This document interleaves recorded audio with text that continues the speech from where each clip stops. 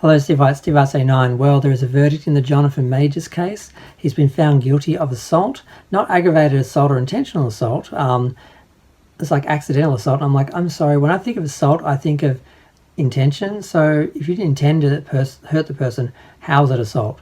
So there are a lot of issues here. I think there is definitely a racist double standard and a sexist double standard.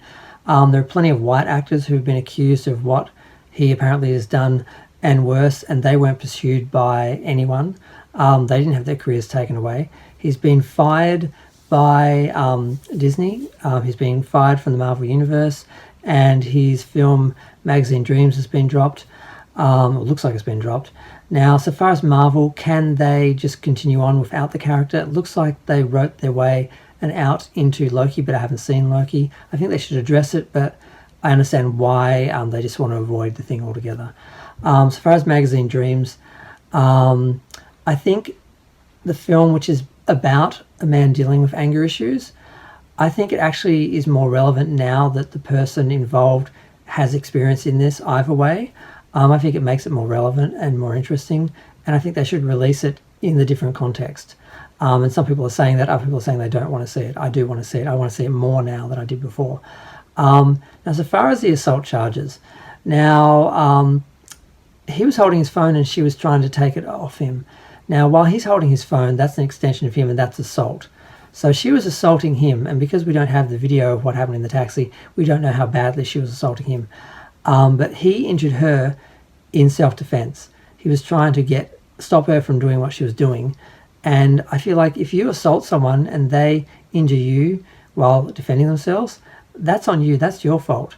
But apparently, being a black man and she's a white woman, naturally he's seen as the aggressive one and the abuser. And there does seem to be an absolute double standard here where we just put all men into the abuser category and all women into the victim category to protect the women who are victims, because there are men who abuse women and women who are 100% victims. But then we have other women who are abusive as well.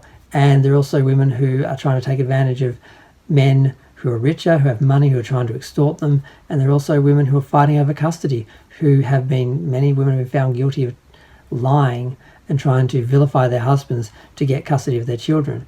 So there are plenty of instances where men are the victims and women are actually, the perpetrators, but we never looked at it that way because it's like we're doing this blanket thing to try and protect, find all women, listen to all women and find all men guilty to protect some women who are innocent and are victims and the men who are guilty. So that's not practical, that's not fair, but that just seems to be the way we do things.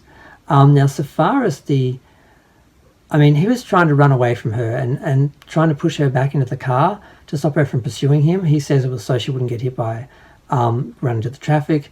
Far as I said, he was just trying to get away from her and trying to stop another exchange because he knew how it would be seen and how he would be portrayed. And so far as the text messages, I think that's the same thing. I don't think he's assaulted her, and it's really unfair to put some messages in a conversation into evidence. You should put the whole conversation in. We don't know the context, we don't know anything, but we're assuming that he's done something and that's what they're talking about.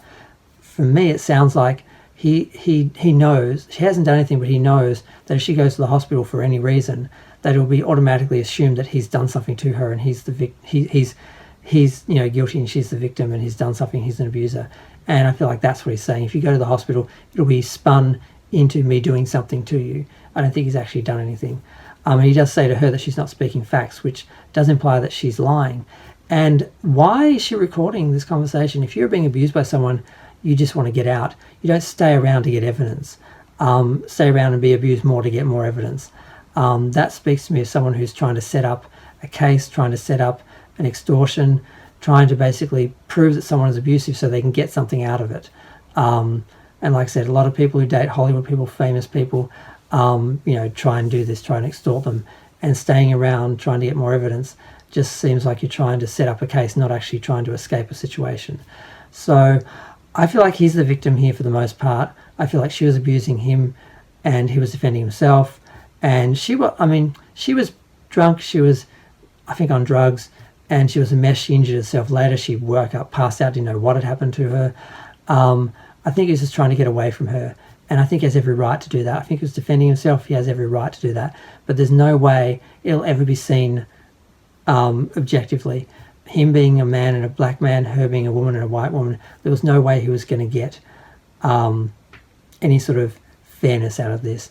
And I understand why on some level people do this and believe all women, because there are women who are victims who need to be defended and protected, but there are also women who are the abusers, who are perpetrators, and men who are innocent. And we can't just put out this blanket assumption and just it's problematic. It doesn't work. But I'm going to go. Feel free to share, like, comment, subscribe. Let me know what you think.